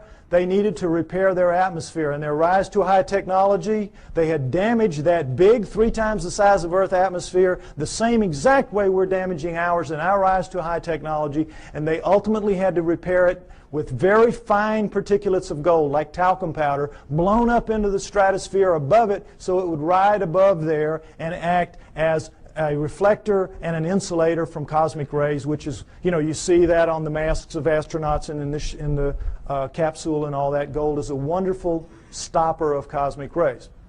So that's what they had to repair it with. It's what we will have to repair it with. We'll have to do exactly the same thing when the day comes for us to have to face up to what we're doing to our planet. Okay? So they came, they placer mined out of the river, and all that is you put a tray in the water, you let the water sweep over, the water drops the gold into these cloth. Every few weeks you pick it up, and it's real easy. It's the way we do it now when we have the opportunity. But you tap out any stream system, ultimately, and they did. After about 150,000 years, they had tapped it out. And so they decided they were going to split themselves up and go where the mother lode of gold was on the planet Earth, which is what it is today, southern Africa. So they divided themselves into the upper world, which remained the Eden, and the Abzu, which was the lower world, and you didn't want to go to the lower world because you had to get in the holes and dig the gold. And they didn't like it. So the Anunnaki revolted. They said, we don't want to do this. We want a slave to do this work for us. Plus, it was a hardship duty, mostly men. Why don't you make us some women while you're at it? So that's what they did. They decided to use the creatures of Earth, which would be the hominoids, and I say it would have been the Almas, the likeliest candidate. They took the creatures of Earth to get some of their genetic material to make the new slave better adapted physically to the planet than they were, but the slave would for the most part be like themselves. We shall make the Adamu, A-D-A-M-U, which comes down as Adam, and we shall make the Adamu in our own image after our own likeness, which comes down word for word. And that is what they did. They made their slave inferior models of themselves. That's us, folks. That's us. We're really inferior models of the Anunnaki. And as you saw in the cylinder seal, we look like them. We look like, in their own image, after their own likeness. In all of the cylinder seals, we look just like them. We don't have the horns on our headgear. That's about it. We are them. That's why we're not adapted to this planet. That's why we're so obviously not a part of this planet. We have their bones. We don't have primate bones. We have their muscles. We don't have primate muscles. We have their skin. We don't have primate skin. We have their body pattern, their hair patterns on their body is ours. We have thickest on our front, thinnest on our back. Primates have thick on the back, thin on the front. We have their eyes, their poor night vision eyes. We have their foreheads. We have their brains. That's the key to this. We have their brains. That's why we're not like anything else on this planet. We are them. We are genetically engineered copies of them. Okay, next slide. Let's take a look at how that was done. Human body contains 100 trillion cells. There's a nucleus inside each human cell except red blood cells. Each nucleus contains 46 chromosomes arranged in 23 pairs. One chromosome of every pair is from each parent. The chromosomes are filled with tightly coiled strands of DNA. Genes are segments of DNA that contain instructions to make proteins, the building blocks of life. This is where genetic engineering takes place. Now, we're going to go over it lightly, but it's very important. I want you to understand these things that I'm going to tell you now. Okay, next slide. Don't worry about the details and how they do it. This is what they do. They can open up a cell, our genetic engineers can, our genetic a geneticist can. We can open up a cell, open up the nucleus, pull out strands of DNA, and in that strand, 98% of it will be what's called junk DNA. We don't know what it does. If it has a function, we don't know what it is. 2% will be what are called, prosaically enough, the working segments. They work. They do what they're supposed to do. They make the proteins. Now, if you cut in the junk above a working segment and in the junk below and remove it and have done the same with another strand of DNA over here, you can move anything into anything else. It can be animal into plant, plant into animal, fish into fowl. It does not matter, because all living things at the most fundamental level are exactly alike. Understand that. We're all made of the same 4 base pairs, the same 20 amino acids. Everything's the same at the most basic level. It's like it's pop beads that are interchangeable. It is almost as if somebody designed it that way so they could just mix and match the parts and make anything they wanted. Isn't it? Something to think about. Okay, but the problem with it from an engineering standpoint is this. You're not cutting with a blade. These are not precise cuts. The blade would have to be a few molecules thick. You're cutting with chemicals. Chemicals.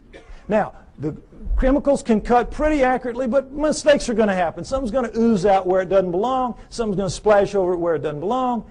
Mistakes are going to happen. Inevitable. We know that. We make mistakes all the time. Another problem with genetic engineering is you don't know what you're going to get when you do this. You can't predict. You have to decide what you're going to do. You have to do it. You have to let it express, which is live, and see what you get, and then use that to determine what you do the next time. And of course, the great fear in genetic engineering is somebody's going to make a mistake and create the Andromeda strain that's going to kill us all. A legitimate concern. Although everybody's very careful, and I'm not too worried about it. But mistakes do happen because all of this is so incredibly microscopic. It's out of the nucleus of your cells. Imagine how microscopic it is. But don't try to figure it out. I can't even figure it out. It's really complex. But they do it. Okay. Understand that. Now, with that in mind, let's look at some of the proofs that I say indicate very clearly that we are, in fact, what the Sumerians say, a genetically engineered species by the Anunnaki. Next slide.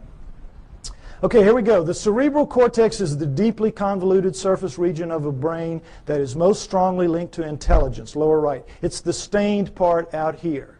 If you peel that off of the brain of a rat, it will cover a postage stamp.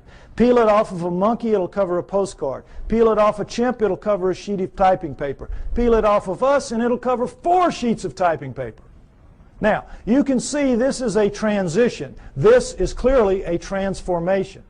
Now, there's some weird things about it. These guys are using all they've got. All they've got. We're using 1/2 of 1 page in a very different way than they are using what they have. 1/2 of 1 page. How do we know? We all know. We use about 10% of our brains. We know that from the studies done with idiot savants. You know that. And we know there are thousands of miles of neural network in our heads not being used. We don't know why. We don't know why. I'll tell you why. We shall make the atom who's strong but not too strong, smart but not too smart. They sealed it off genetically at the 10% mark or wherever it is. We don't know exactly where it is. But wherever it is, they sealed us off. You don't want your slave to be anywhere near as smart as you. You, in fact, want your slave to be so decidedly inferior to you that you never have to worry about treating it like a slave. So they engineered us to be really clever to ourselves, but for them, we were smart enough to talk, take instructions, act with a little bit of ingenuity and self-reliance. They could turn things over to us and kind of let us take over and do it. They gave us just enough to be wonderful in our own eyes, but be pond scum relative to them. It's what they did. So, it's pretty clear in as much as that, and now understand with the idiot savants, for those of you that don't know the proof about this, idiot savants get some beam of light in the damage to the good 10. They get some beam of light and it will strike somewhere in the other 90%. You all saw Dustin Hoffman in Rain Man, remember? Well, they get it in math, they get it in music, they get it in sculpture, art, whatever, wherever it strikes. Now, if there's just one, we could say, well, that's a freak of nature. But we've had lots of them, lots of them. So we know that all of this is out there. It's in our heads. We just can't access it. We just can't use it. But if it wasn't in our heads, it wouldn't be in their heads. So we know that it happened. They have no idea how. Well, I say that the Anunnaki did it deliberately, and that makes sense to me. Next slide. Okay, mitochondrial DNA, late 1980s, you might remember this. In humans, over 99.99% of a cell's DNA is packed into the cell nucleus, with a small amount occurring outside the nucleus in small structures called mitochondria. That's these babies right here. They're about 16,000 base pairs long. Now, when you have a mixing and a mating, the DNA in the nucleus mixes. But with the mitochondrial DNA, it does not. Sperm doesn't have mitochondrial, eggs do. And so females pass it down intact generation after generation. Well, when this was figured out in the 70s, boy, the botanists and the geneticists said, great, now we can go and find out if the split from the common ancestor was closer to 8 million years or closer to 5 million years. Remember that? We're going to now pin it down. It's going to be one or the other. We're going to figure it out. So they went out and they took the mitochondrial DNA of women all around the world, every race, every creed, every culture, every country, and they brought them back to the lab and they started working on them. And when the answers came in the late 1980s, it was not 8 million years ago. It wasn't 5 million years ago. It was way the heck down to 200 to 250,000 years ago, and that's all.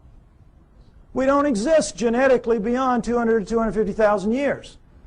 And of course, needless to say, the anthropologists said, you guys are nuts. We've got these skulls showing, these bodies showing, these prehumans showing that we go back millions of years. What's the matter with you? And the geneticists said, we couldn't have been wrong that many times. Impossible. We'll do it again. And they have. They've done it. It always comes out the same. Outside 250,000 years ago. That's it. We're brand spanking new. Brand new on this planet. Now, there's still a lot of people, there's still a lot of people that will not accept that.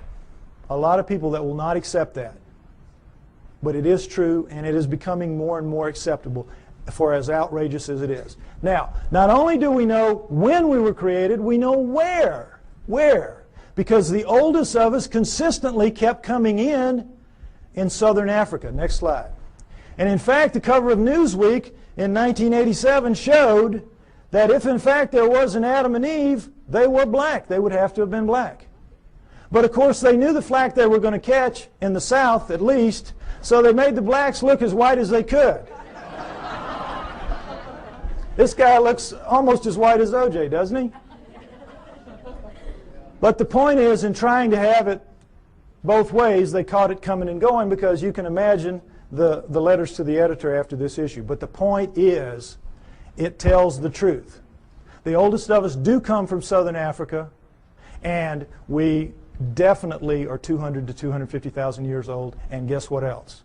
That is just what the Sumerians say about us.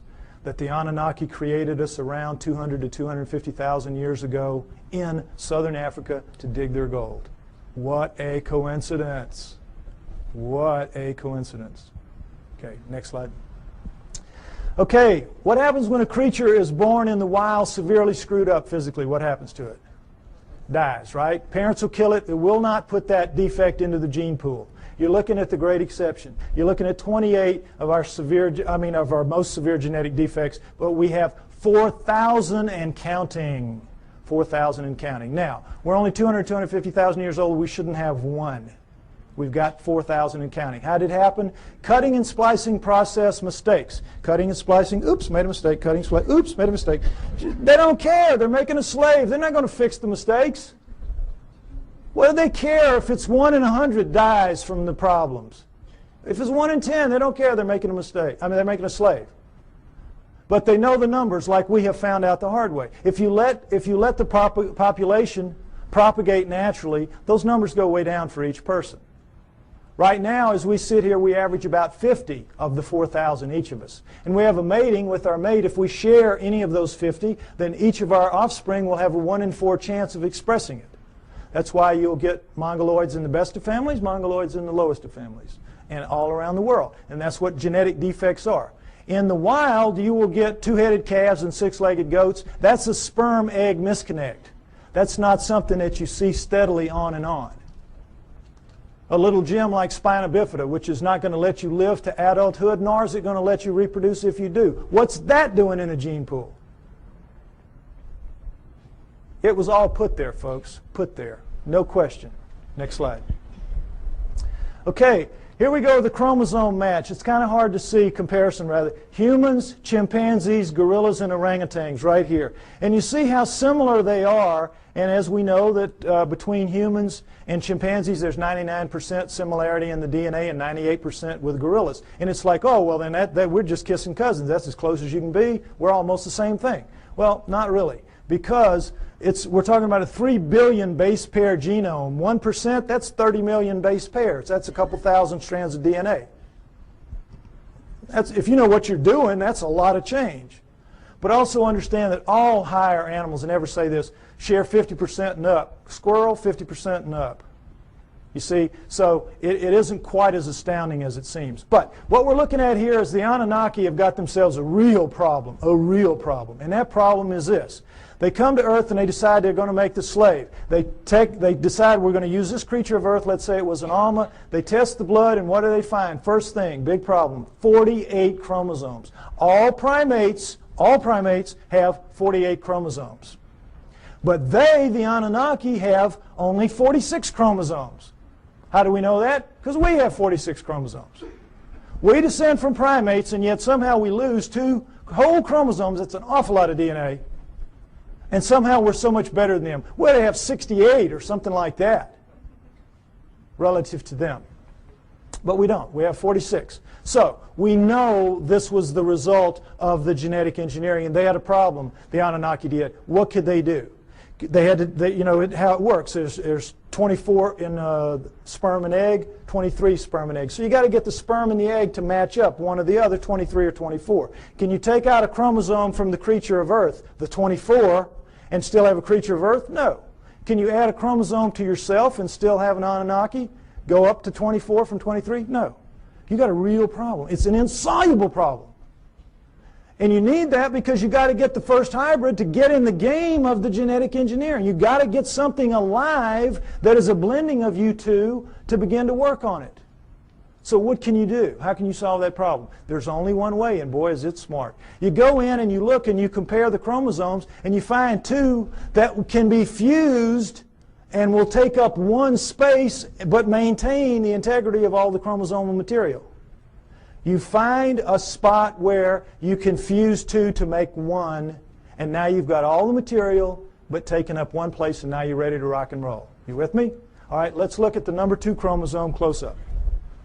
They just went to the second one. They just looked down the row and they said, okay, this will work. Orangutan, 2 and 3. Gorilla, 2 and 3. Chimp, 2 and 3. Human. Uh-oh. Fusion. How long do you think it would take Mother Nature to do this? There's no clearer proof that we're genetically engineered just like they say we are. Next slide.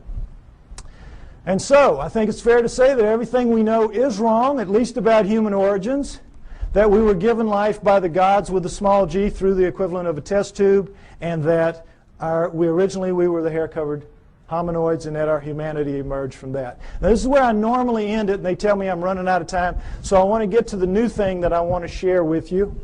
Oh, no, oh, here it is. Because this is really exciting to me.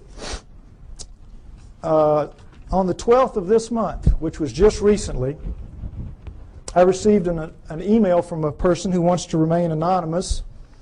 And this is what he said to me. He is a geneticist, a full-blown geneticist.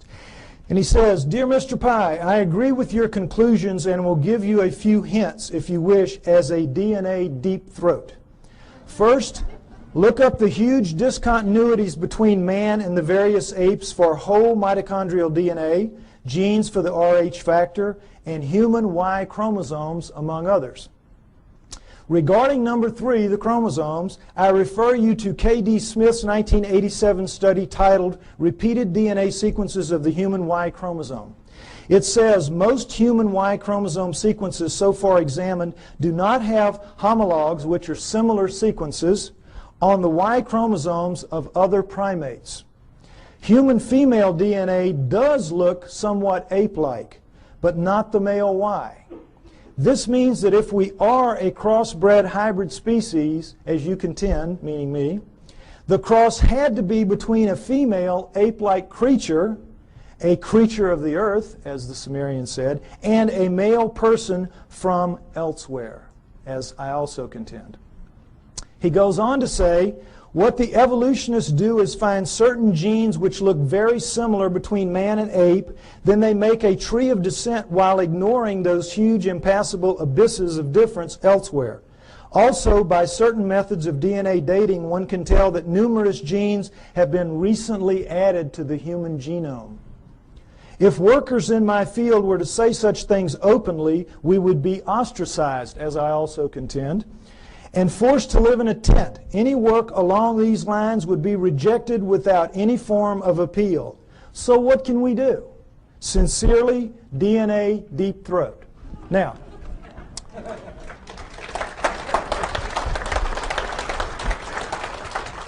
what this means, thank you, what this means is we win. We win. Because where one of these came from, more of these are going to come. As my profile rises higher, and I think, frankly, that I'm the only person out here pushing this genetic stuff that you're seeing like this, more of these are going to come my way. We're going to win. You've seen the evidence. Now, right now, we're getting our brains kicked out. We are getting our brains kicked out. That's why we're called the fringe. And the reason is we keep mounting these frontal attacks on the establishments. And every film that we produce, every photograph, every sighting, every testimony, every capture, every encounter that we have, and we throw at them with the best intentions. Our word is truth, is it not? Our word is, it's true. It's true. And their word is what? Liar. Liar. They dress it up. They say, well, you don't know what you're talking about. You don't know what you're seeing. You made a mistake. It was swamp gas, whatever. They're basically standing there and saying, you're just a bunch of liars. We're right and you're wrong. And because it is our word against their word, our word truth, their word liar, their word wins. Day in, day out, year after year. It's very frustrating, is it not? Boy, it just annoys the heck out of me. But what this means is we're going to win in the end. Why? Because the genes say so. The genes back us up. And right now, this is not a field that you're very familiar with. And I've worked very hard to make this very simplistic so you could understand at least the fundamentals, and it's the same in my book. You need to be aware of this, is because this is the back door, kids. This is the back. We're not going to storm them from the front. We've been doing it for years. They know how to deal with us. Our word against them, we're going to lose. But in this instance, the genetic end of it, what is it? It's their word against them. It's their research against them. They're going to lose. We're going to beat them with the genetic evidence. We got to beat them. We will beat them. We know we're right. We know they're wrong. They know they're wrong. They know they're wrong. We just have to get mentally tough and accept that this is a war. This is a fight. This is not, gentlemen, Marquis de Queensberry rules. This is a dog fight. This is a knife fight. And you all have got to get out there and proselytize. You have to familiarize yourself with these basics at least. And instead of throwing things at them that are going to bounce off like BBs off a barn door, you got to start throwing some darts. This stuff will do it. This will do it. We can win. We're going to win. Thank you.